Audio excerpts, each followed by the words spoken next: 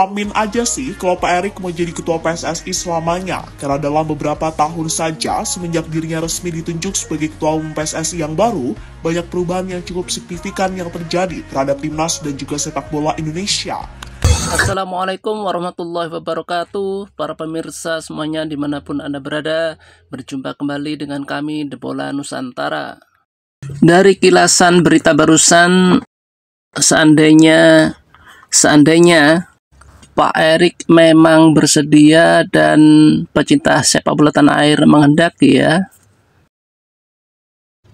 istilahnya tuh setuju bahwasannya Pak Erik menjadi ketua ketum PSSI selamanya. Saya rasa itu sah-sah saja ya, soalnya memang Pak Erik ini membawa dampak yang signifikan, begitu majunya dan pesat perkembangan dari sepak bola tanah air kita. Dan ini juga terwujud dari beberapa segmen atau reaksi-reaksi dari tetangga kita seperti Malaysia, Vietnam, dan Thailand. Mereka memang bukan merasa, tapi memang nyata mereka betul-betul tersaingi dengan gebrakan dari Pak Erick Thohir ini. Seru dan salut, dan tentunya kita bangga dengan hadirnya para pemain keturunan. Kisah seru berita ini, mari kita ikuti bersama. Amin aja sih kalau Pak Erik mau jadi ketua PSSI selamanya, karena dalam beberapa tahun saja semenjak dirinya resmi ditunjuk sebagai ketua umum PSSI yang baru, banyak perubahan yang cukup signifikan yang terjadi terhadap timnas dan juga sepak bola Indonesia. Gebrakan-gebrakan luar biasa yang dilakukan oleh Pak Erik semuanya berjalan mulus. Bahkan kini di babak round 3 timnas Indonesia yang punya ranking FIFA paling rendah sekalipun mampu menjadi underdog sekaligus menjadi tim yang menunjukkan perkembangan yang sangat pesat. Dan kalau Pak Erik menjadi ketua umum PSSI selamanya, jelas negara-negara tetangga makin panas sekaligus ngiri karena dengan gebrakan-gebrakan yang beliau lakukan saat ini. Jangan kaget kalau dalam waktu dekat Indonesia jadi langganan Piala Asia atau bahkan menjadi salah satunya wakil ASEAN yang bisa main di Piala Dunia. Dan melihat situasi yang ada saat ini, maka cukup wajar kalau timnas Indonesia banyak mendapatkan atensi dari media-media di dunia, mulai dari Korea Selatan, Italia, hingga Belanda, ramai membicarakan soal perkembangan sepak bola Indonesia yang dinilai berkembang cukup pesat. Lantas seperti apa? Mari kita ulas selengkapnya.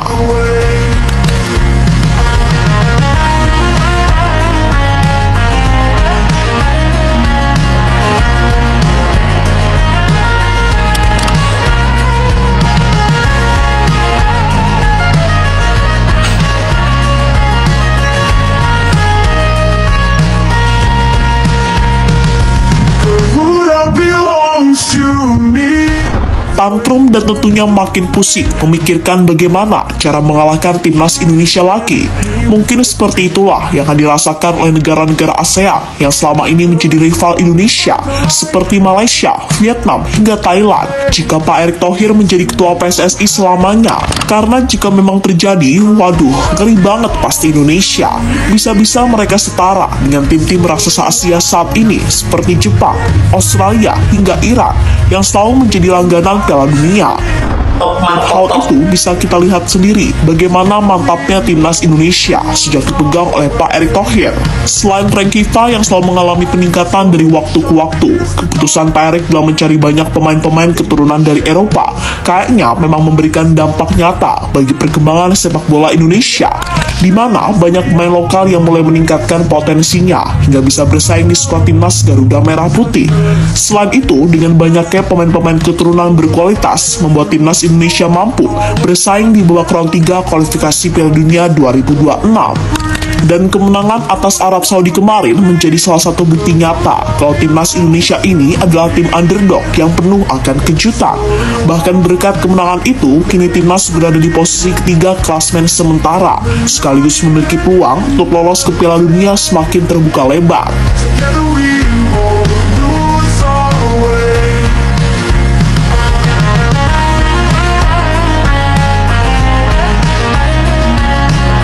Keren ya, dari juru kunci kita naik langsung peringkat 3 dari klasemen grup C ya, kemarin melawan Arab ya.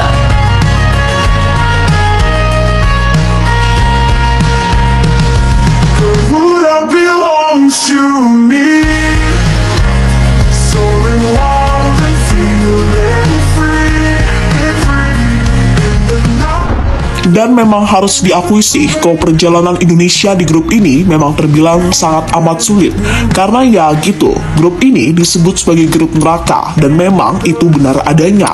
Sebab sejauh ini, semua tim kecuali Jepang masih bisa bersaing untuk merebut posisi 2, 3, dan 4. Dan peluang Indonesia dianggap sebagai yang terbesar, karena ibarat tim Garuda bisa curi 1 poin di kandang Australia, lalu sapu bersih 2 laga kandang sisa atas Bahrain serta Cina, bukan tak mungkin posisi 2 justru bisa berada di tangan Indonesia.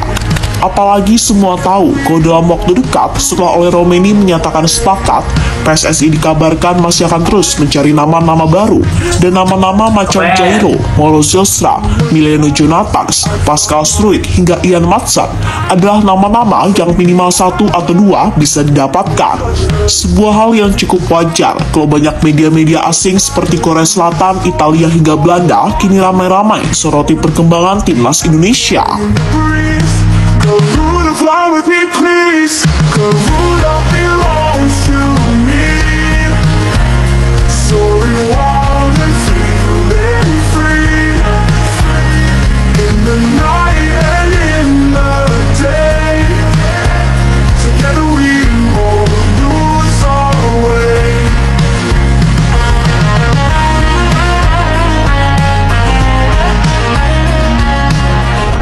Media Italia soroti mimpi Indonesia main di Piala Dunia 2026. Timnas Indonesia jadi sensasi di putaran ketiga kualifikasi Piala Dunia 2026 zona Asia.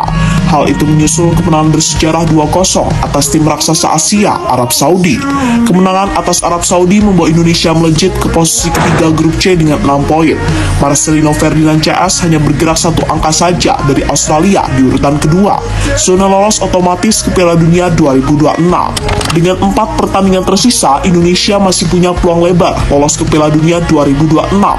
Andai bisa terwujud, RI untuk pertama kalinya sejak kemerdekaan 1945 tampil di pentas tertinggi sepak bola dunia itu. Pemirsa, dari petikan berita barusan, begitu terharu, bagaimana tidak, kita semenjak merdeka tahun 45 sampai sekarang, Indonesia baru masuk Piala Dunia. Keren bro. Mari kita lanjutkan beritanya. Besar Indonesia ke Piala Dunia 2026 mendapat sorotan Tutto Mercato Web. Media yang berbasis di Italia itu menilai naturalisasi yang dilakukan Garuda berperan besar dalam kemajuan timnas Indonesia. Tutto Mercato Web menyebut Indonesia menaturalisasi 15 pemain keturunan dengan memanfaatkan relasi sejarah dengan Belanda. Salah satu pemain yang dinaturalisasi adalah bek Venezia, Jay Itzes, yang juga menyandang kapten timnas Indonesia. Pelatihnya dari Korea Selatan, Shin Tae-yong, kaptennya bermain di Italia. Dia adalah bek Venezia, Jay Itzes. Lahir di Brabant Utara, Itzes menghabiskan seluruh hidupnya di Belanda. Dibawa Indonesia pada akhir tahun 2023 berkat ibunya yang memiliki keturunan Indonesia. Dari 23 yang dipanggil untuk pertandingan kualifikasi Piala Dunia pada bulan November, ada 12 orang Belanda. Selain Itzes yang disebutkan di atas, pemain lain telah bermain di Italia, mantan gelandang Lesi Tom Haye. Ada juga saudara laki-laki Tijani Reinders, Eliano, berusia 24 tahun, juga seorang gelandang. Dia baru-baru ini memperoleh kewarganegaraan Indonesia setelah mendapatkannya pada 30 September lalu, tulis laporan dari Tutto Mercato Web. Tutto Mercato Web juga mengakhiri tulisan mereka dengan perkembangan signifikan peringkat FIFA Indonesia dari 175 pada 3 tahun lalu menjadi 125 saat ini. Mereka juga memprediksi peningkatan ranking Garuda akan terus berlanjut di masa depan.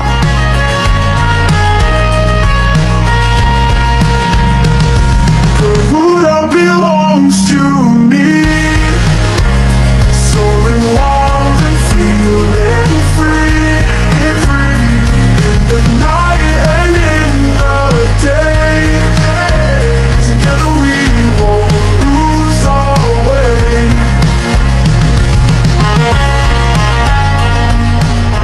Media Belanda soroti loncatan rank FIFA timnas Indonesia.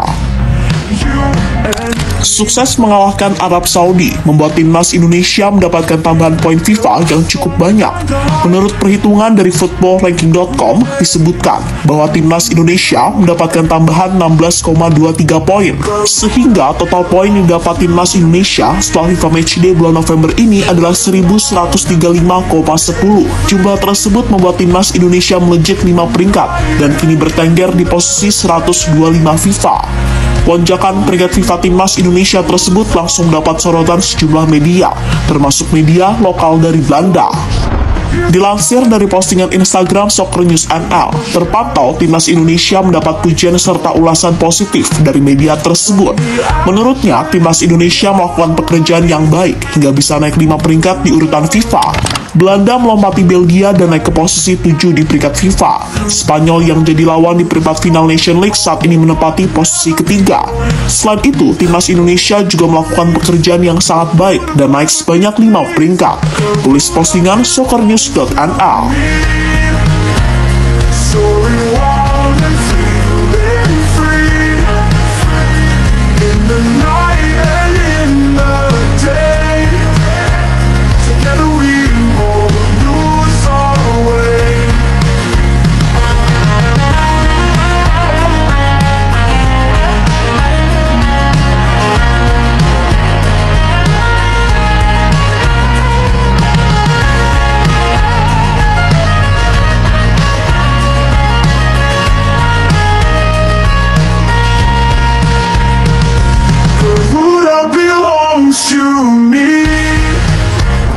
Dan terlepas dari apapun, apa yang dilakukan oleh Pak Erik sejauh ini sudah sangat-sangat baik. Sebab tujuan Coach Shin dan Pak Erik untuk melakukan potong generasi jelas gak ngasal, di mana ia ingin membentuk sebuah fondasi yang bisa berguna untuk jangka panjang. Kemudian soal langkah naturalisasi, itu juga dilakukan buat meningkatkan level kualitas timnas Indonesia, agar bisa bersaing di level elit Asia, untuk kemudian melangkah ke level dunia suatu hari nanti.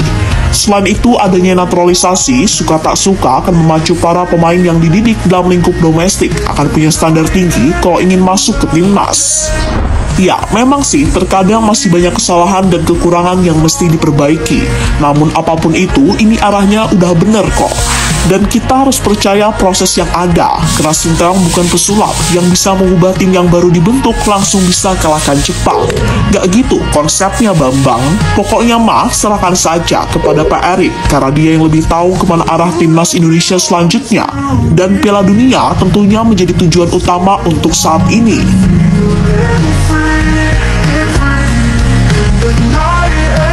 Betul.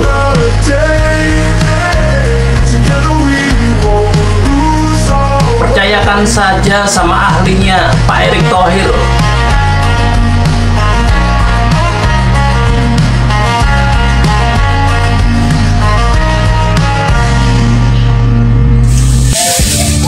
Pemirsa, saya mereaksi sebuah video, sebuah berita seperti ini memang gunanya agar bisa berinteraksi dengan Anda semua, para pemirsa budiman seantero Nusantara.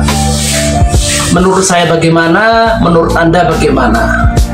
Katakanlah ini suatu solusi untuk mencapai kata mufakat. Bukan suatu sensasi atau pencitraan atau dan sebagainya Pak Erik melakukan gebrakan seperti ini.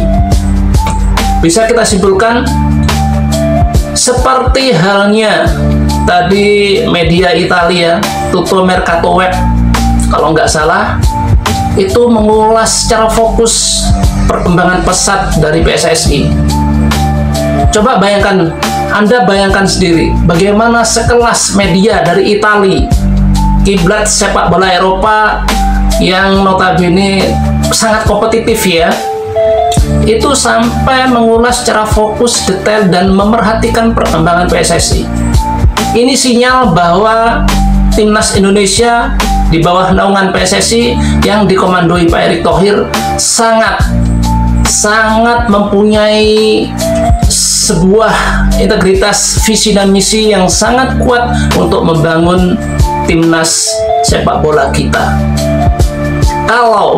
Kalau saja yang menyoroti media dari Belanda doang, kita maklum lah. Karena apa? Karena pemain-pemain inti dari timnas Indonesia memang blasteran Belanda Indonesia. Mereka pemain keturunan. Maklum lah. Tapi ini bukan soccer news dari Belanda saja.